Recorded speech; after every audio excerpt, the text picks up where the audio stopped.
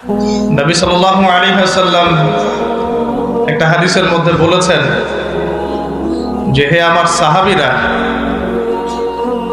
তোমরা যারা এখন বেঁচে আছো, তোমরা এমন একটা যুগে বসবাস করছো, এই যুগে যদি ইসলামের 1/10 তোমরা ছেড়ে দাও, মানে 10% তোমরা ছেড়ে দাও, তাহলে তোমরা ধ্বংস হয়ে যাবে।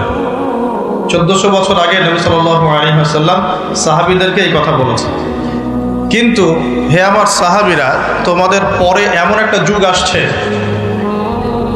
যে যুগ এত ফিতনাময় হবে যে ওই যুগে ঈমান ধরে রাখাটা হাতের মধ্যে জ্বলন্ত আগুন ধরে রাখার মতো হবে, এত কঠিন হবে।